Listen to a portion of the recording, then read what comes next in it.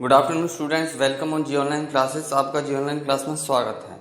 ठीक है, तो आज का करंट अफेयर बच्चों ये है आपकी first news. My Lab launches India's first machine to automate the manual process of molecular diagnosis test. अभी एक माई लैब ने एक लॉन्च किया, एक पहली माई लैब नाम की मशीन है, फर्स्ट मशीन है जो ऑटोमेटिक मशीन है। इसमें क्या करेगा, जो हम सीटी स्कैन और टेस्टिंग करते थे एज ए टेक्नीशियन, ठीक है, बाय हैंडलिंग मैनुअली करते थे, अब ये एक मशीन आ गई है मॉलिक्यूलर डायग्नोस्टिक टेस्ट। तो ये मशीन एक तरह की क्या होगी कि इस मशीन एक तरह की ये ऑटोमेटिक मशीन है, ये ऑटोमेटिकली टेस्टिंग। इसमें क्या फ़ायदा है इंडिया गवर्नमेंट को?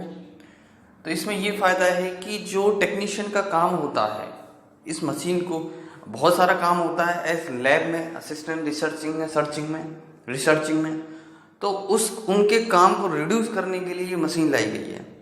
तो ये Pune based molecular biology company के द्वारा बनाई गई है, My Lab Discovery Solution Private Limited. इसका नाम रखा है कॉम्पैक्ट एक्सएल। क्या नाम है? Compact XL. और 7 जुलाई को that will be test and handle multiple example at the same time. ठीक है, इस तरह की ये मशीन है। कॉम्पैक्ट एक्सेल आपको पता ही है, 100% indication develop by first machine in India that will be automate that manual laboratory operation required for testing molecular diagnostic sample of कोविड-19। ये क्या है? एक मॉलिक्यूलर मैनुअल लेबोरेटरी ऑपरेशन है। इसमें ऑटोमेटिक मैनुअल लेबोरेटरी टेस्टिंग करेगी ये मशीन। ठीक है, किसके द्वारा? माई लैब के द्वारा बनाई गई है फर्स्ट मशीन। न्यूज सेकंड है आपकी, world second largest tier food design data centre NMI inaugurated Navi Mumbai. एक डेटा सेंटर इनॉग्रेटेड किया है, ठीक है, क्या नाम है? एनएमआई। इसका काम क्या है कि जितना भी इंफॉर्मेशन है, कलेक्शन है, डेटा, वो इसमें क्या करेगा? रिकॉर्डेड हो सकता है, स्टोर हो सकता है। और ये दुनिया का second largest tier food design data centre है। न्यूज है, India's and Asia's largest and world's second largest optimized tire food design data center was inaugurated virtually on 7th July 2020. The data center is named of YOTA NMI. इसका नाम रखा गया है YOTA NMI, located in 600 acre Hiranandani Fortune City at Mumbai. तो ये centre 600 एकड़ में बनाया गया है। कहाँ पर? हीरानंदी फॉर्च्यून सिटी है मुंबई में, इनसाइड द हीरानंदी। तो आपको ये चीज बस मोटा मोटे तौर पर ध्यान रखना है। अभी Indian rank 34th and JLN and LaSalle's beginning GRETI ने एक ग्रीटी है global real estate transferring index 2020 एक रिपोर्ट जारी की है इसने। रियल एस्टेट में क्या आता है? जो जैसे प्रॉपर्टी होती है, फ्लैट्स हो गए, ये सारे रियल एस्टेट्स में आते हैं। तो इंडिया की एक रैंक जारी करी है ग्रीटी ने कि इंडिया की रैंक कौन सी है, रियल एस्टेट्स में। मतलब इसमें कितना इंडिया, इस सेक्टर में कितना इंडिया को पैसा मिल रहा है, कितना इन्वेस्टमेंट हो रहा है। तो वो 34th रैंक है इंडिया की। ठीक है, आप देख सकते हो। ओके, अब इसमें United Kingdom has rank the first place. UK first place पे, United State second, Australia second, United State third है ऑस्ट्रेलिया, और हांगकांग है आपका, Hong Kong was wrong 15th and Taiwan है आपका 23, China 32।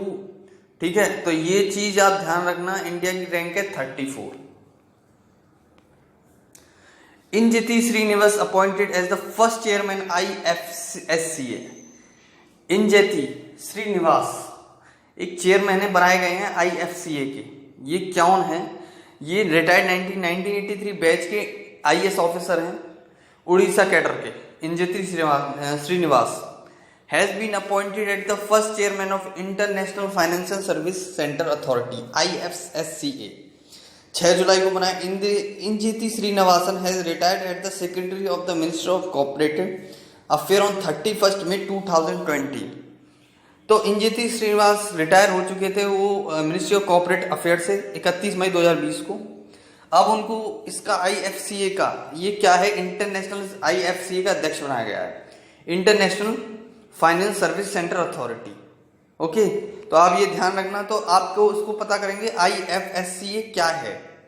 International during the winter season of the parliament in 2019 on 20th December, the will to set up a unified authority that will be regulating the financial activity across the international finance service centre. तो ये क्या करेगी, एक तरह की ये organisation है, ठीक है, ये बिल सेटअप करती है, ठीक है, कि कितना हमारी जो फाइनेंशियल किसी देश में कितना इन्वेस्टमेंट हो रहा है, इंपोर्ट एक्सपोर्ट उस पर कितना इन्वेस्टमेंट हो रहा है, ठीक है, किसी देश में, और उसकी किसी कंट्री की कितनी फाइनेंशियल कंडीशन है, ठीक है। एक organisation country pass by parliament that will be regulate financial activities और सारे जितनी भी फाइनेंशियल एक्टिविटी हो रही है across all over the world, उसको क्या करती है, ये कंट्रोल करती है। तो IF international financial service centre, international financial service centre, ध्यान रखना। एक Mylan gets this is a drug control governor of India, drug control general of India ने एक ग्लोबल फॉर्मेटिक कंपनी है Mylan, navy was given approval दे दिया है इसे कि ये क्या करे, जेनेटिक वर्जन बनाए रेमडेसिविर एट ₹4,800, इसका जेनेटिक वर्जन बनाए इस दवा का, ठीक है, ध्यान रखना। अब आयु new branding visual identify completion 100 years participate by Indian athletes of Olympic game on the occasion completion 100 year participation Indian. अब 100 साल हो गए हैं इंडियन ओलंपिक जो एथलीट्स हैं, जैसे जब से ओलंपिक स्टार्ट हुआ है इंडिया ने पार्टिसिपेट करना शुरू किया है, उनको 100 साल हो गए, 100 year हो चुके हैं। तो एक इंडिया ने एडॉप्ट न्यू बिल्डिंग, ठीक है, participate Indian athlete games the Indian Olympic association has a new branding and visual identity on 6 जुलाई। तो इसकी न्यू ब्रांडिंग करी गई है, टीम इंडिया एक तरह की ओलंपिक में एक तरह की बिल्डिंग पहचान दी गई है, ब्रांड रेडी करी गई है 100 साल पूरे होते हुए, ठीक है। तो क्या है ये branding visual. In 19 Summer Olympic, Belgium entered sent first Olympic team athletes, 2 wrestlers represent India in the Olympic 19 Summer Games. India Ranveer Singh comes closer winning first medal in the।